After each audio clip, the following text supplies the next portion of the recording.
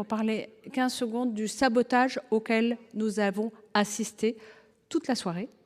Et il y a la responsabilité de l'article 4, c'est une chose particulière, c'était un moment particulier, mais en fait, toute la stratégie là, sur tous les autres articles de destruction massive de l'ensemble du texte, avec certains qui riaient pendant ça parce que vous faisiez un sale coup à la démocratie, et ça vous a fait beaucoup rire. Mais en fait, moi, je trouve ça extrêmement triste, en fait, ce qui s'est passé ce soir.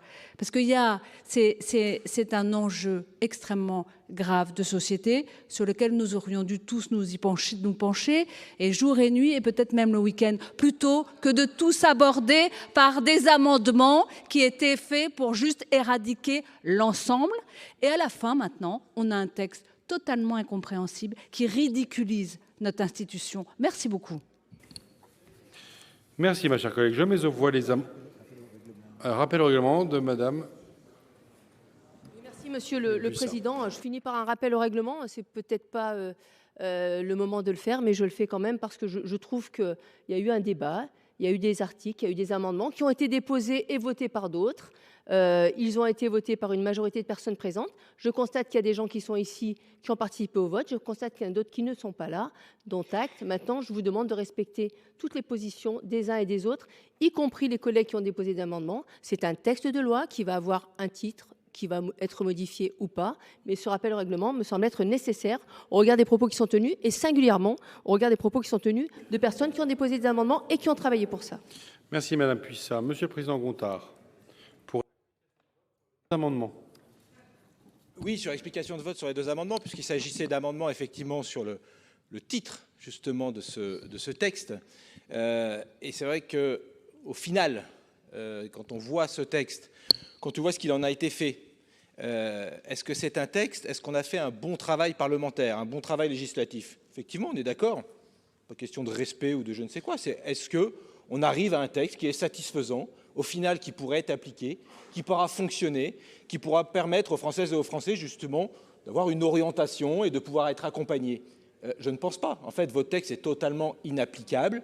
En réalité, il n'a ni queue ni tête. C'est pour ça que peut-être, d'ailleurs, les propositions, c'est peut-être ce titre-là qu'il faudrait donner à ce texte, ni queue ni tête, parce que c'est ça auquel on arrive après cette espèce de mascarade qu'il y a eu, parce que évidemment tout cela, il ne faut pas nous la faire, tout cela était totalement préparé, pas très sympathique d'ailleurs pour vos rapporteurs, hein, parce que je trouve de la manière dont ils ont pu être traités, je pense que voilà, on aurait pu donner un autre spectacle, une autre orientation ce soir sur un sujet qui est, oui, éminemment important, et je pense qu'on était attendu. Et que ce soir, encore une fois, le Sénat ne sort pas grandi, et moi je ne m'en satisfais pas.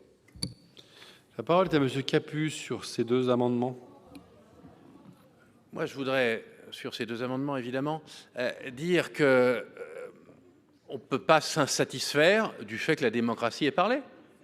On a débattu sereinement, on savait qu'il y avait différentes opinions dans cette Assemblée. Les blocs ne sont pas monolithiques. On l'a vu même au sein du groupe communiste. J'ai été extrêmement intéressé par les avis posés par la présidente Cukierman. Il y a eu des étonnements, comme ça tout le monde s'est révélé. Et il y a eu, chacun a voté en son âme et conscience.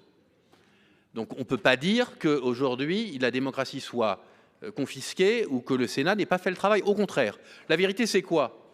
C'est qu'il y a des avis extrêmement divergents dans cette Assemblée.